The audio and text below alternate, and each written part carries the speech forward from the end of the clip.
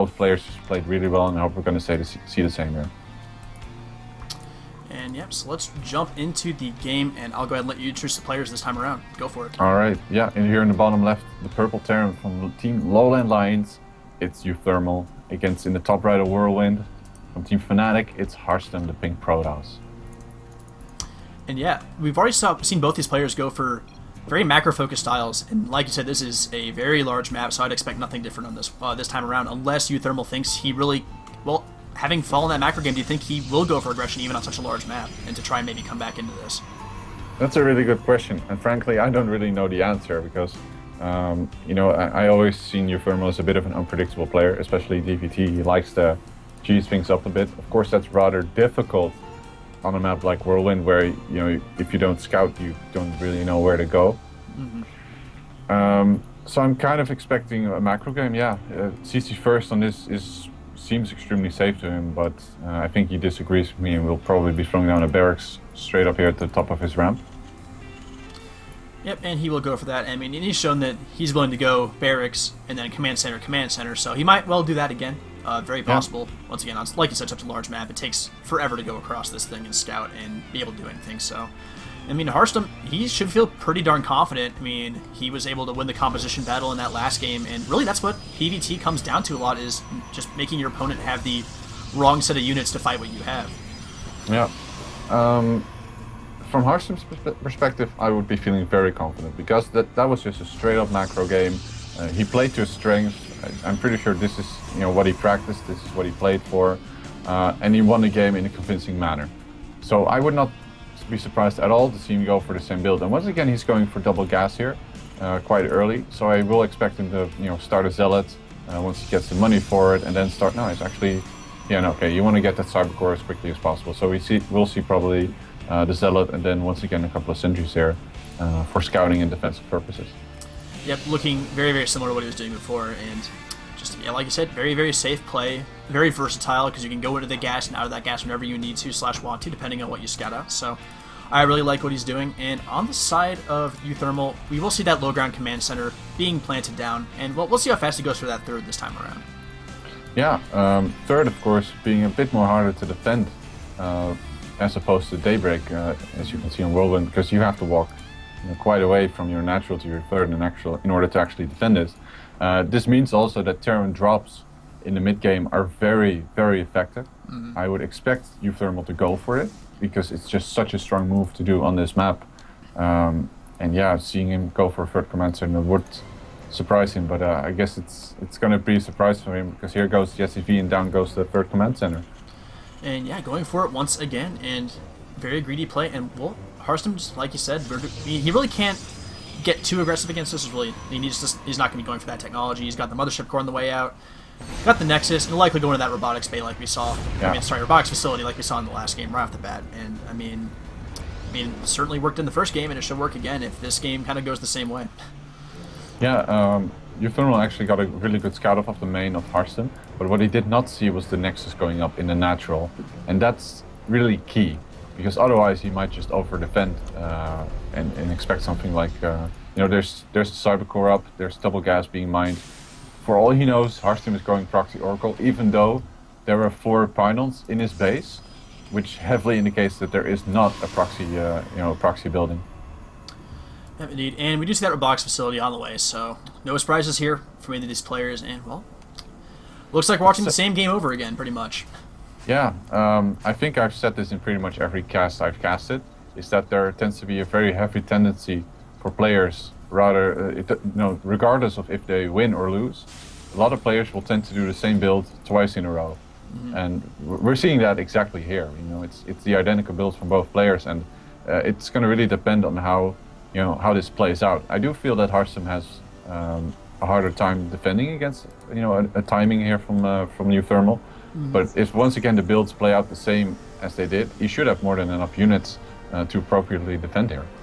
Yeah, I feel like you made the point earlier about drops, but if you get more aggressive with the drops, once this third base is established for Protoss, you can bounce back and forth between the third and the main over this like little chasm thing so easily with speed meta.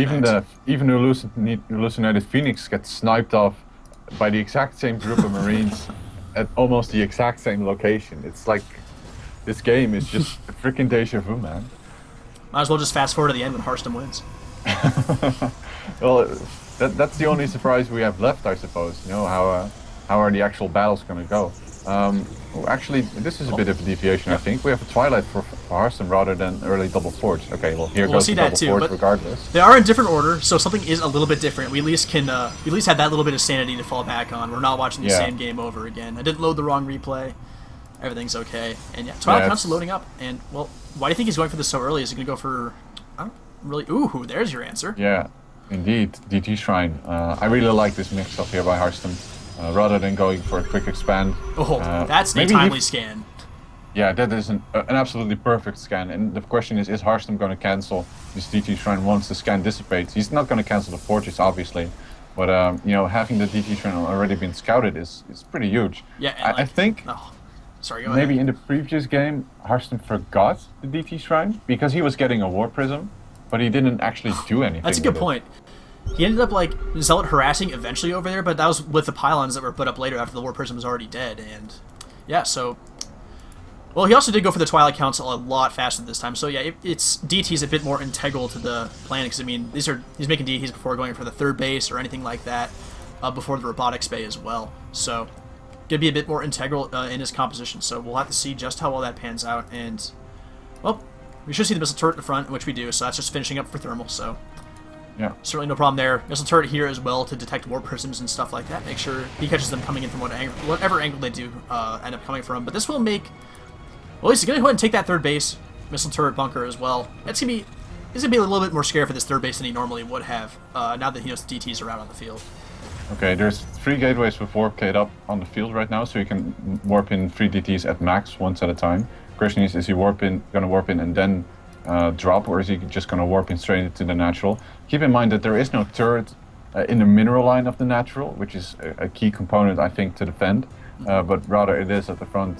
So I think having 4 turrets up in total, I mean 5 because there's one at the third as well, is actually quite key. And oh, he's just going to send 2 DTs in the front, and that's not going to end well.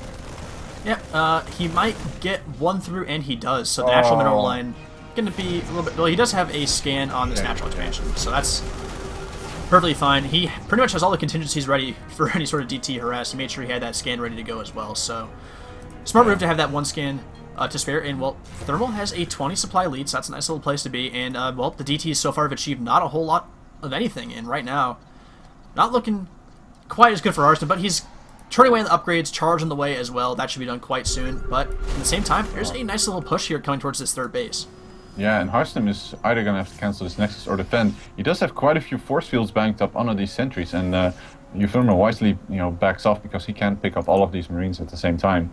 He does spot the third, and that's a lot of information for him as well. And I think this is really the point where uThermal should just start powering units and trying to kill Harstem, because he has medevacts, he has bio, he has upgrades on the way, he has map control. Why not? Yeah, he doesn't quite know. I mean, right now Harstem doesn't really have splash other than Archons at this point in time, because he doesn't have a Temple Archives on the way, I do not believe.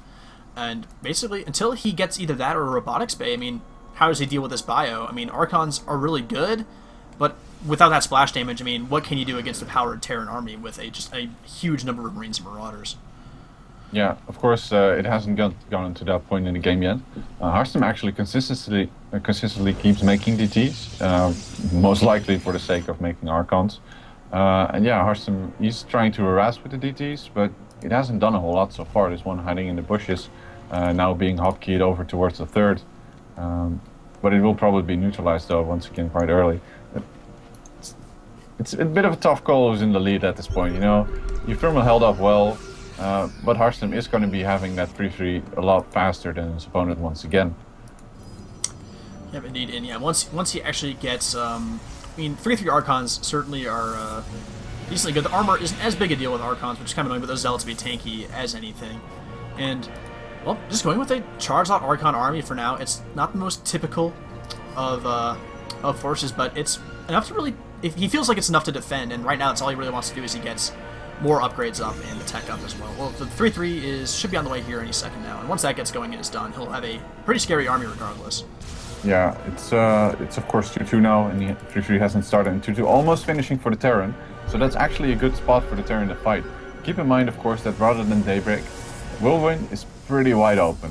It's actually a lot easier for the Terran to spread, the kite to split, and take engagements versus a Protoss who, of course, wants to optimize their use of area of effect damage, such as Storm, of course, the splash damage from Colossi and Archons, maybe even, the Time Warp ability from the Mothership Core, which is currently, just full of energy. And we have 3-3 now on the way for both players, as well as the Templar Archives for the Protoss. And, well, I mean, Templar Archives may be on the way, but here comes a big Terran army, and going to go ahead and back off. Photon Overcharge, pretty strong. Don't really want to deal with that at this point in time. And, well, once again, he really can't try that many drops. There's cannons pretty much everywhere, and, I mean, Harstem has certainly done very well in both games protecting against that. Yeah, Harstem now moves out and actually takes the Salnaga Tower. uThermal, of course, aware of this Charged Archon composition. I think a few EMPs would completely wreck this. The Marine count for uThermal is very high. He's equal on upgrades at this point, and Marines in general do very good in mass against Zealots, if appropriately microed, of course. Storm is now finally on the way. Is uThermal going to hit a timing, or does he insist on maxing out? Yeah, and at this point, I mean, he'll max out about 10 supplies, so he'll probably go ahead and go for that before doing much of anything else. But we do see both the splash damage buildings were created by Harstem. He does have the Colossus Bay, and Storm is already about almost halfway done, so he will have those both at his disposal sometime fairly soon, and he can switch back and forth as he deems fit. Making a Colossus right now won't be able to turn out too many of those, considering that he is already at 180 supply. Not a whole lot more room to work with, but he'll have whatever he really wants to work with, and the warp and reinforcements will be there with the power of Storm eventually. Once they actually work up enough energy, they can be useful in Archons as well. Army's heading towards each other in the middle. Gets a good scan off, sees what his opponent has. At the same time, we do see a Zealot drop in the main base with the War Prism, and there's DT here as well, and that has forced the SCVs to back off, so looks like uThermal is just content to kind of start walking across the map, and he has brought some SCVs down, and they're actually just going to stand there. And not a whole lot being done. Actually, +3 attacks can be destroyed as well. Actually, he might lose both his upgrade buildings. Oh, that would be incredibly huge. Finally, Marines are now coming in to try and defend. And this is a very tough position always for Terran. If you don't have planetaries up in key position like this, holding it off is just very hard. And it looks he is indeed keen on just going towards the front. And here we go, Time Warp going down, Stim goes off as well, and these Zealots just absolutely melt. EMPs taking out those shields so fast, and well, Harstem's army just melted right there. No storms. But no storms at all. Yeah, there weren't any High Templar even in the field. This Colossus, though, removing to clean it up, and with the warp in power, able to warp in Zealots to help try and tank. This Colossus will get pulled back. Actually, the Colossus lives as well. So Harstem, I mean, he loses that first wave of army, but the reinforcements plus the Colossus enough to push back Thermal, and well, at the same time, fair amount of damage done in that main base, stopping that +3 attack and +3 defense. Whoa. And there's going to be a GG from whoa. uThermal. And his economy was hit pretty hard there. I'm just taking a look around, seeing if it was really that bad. I mean, the supply doesn't look awful, but losing that +3 attack and +3 armor, I believe, as well. Let's check the upgrades. It was only at, he lost +2, +3, +3. He lost both of them. So that really sucks, and he just felt he couldn't come back from that, I guess. Yeah, it's a tough position for Terran. It's just very hard to defend when you have your army, all in front of their opponent's base, and then suddenly a whole bunch of warpins happen. That's just tough to deal with. But he's had all the time in the world in order to get turrets up or something like that to prevent these kinds of drops. So it's tough for him that he didn't win the fight at the front, but he also didn't do a whole good job of microing against it, I feel. He could have kited back a lot more against these Zealots that had already depleted that charge. EMPs were really good, I have to insist on. I'm a bit divided on how this game ended. I'm not saying it wasn't over, because he was certainly a lot behind. It's as unexpected for you as it is for me. However, still, Harstem wins 2-0. We will see him at the